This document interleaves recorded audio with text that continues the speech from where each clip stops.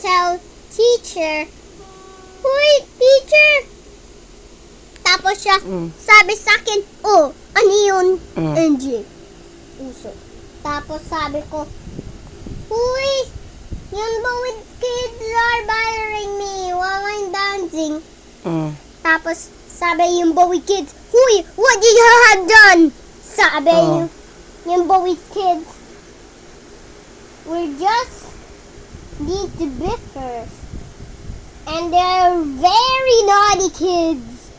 They should always not to go to school." Ano ba sabi sa'yo nung bata?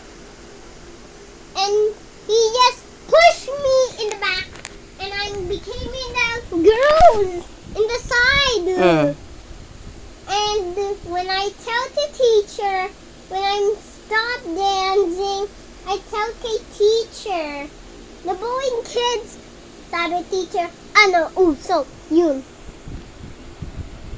Tapos, Anong ginawa sa'yo nung bullied kid? Uy, ano gawan dito? Anong ginawa sa'yo? Tapos hurting ako. Uy, Tapos hurting ako. Tapos punching. Ha?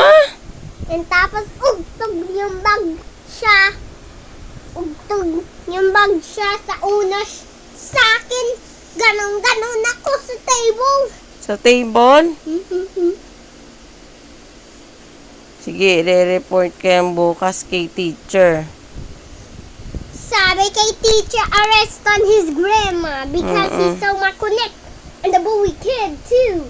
Arrested the mother too. Ilang bullied kids yon? 2 2? bully kids. 2 bully kids. Dapat dapat arrested si Marsha and his grandpa, and the father will be unknown.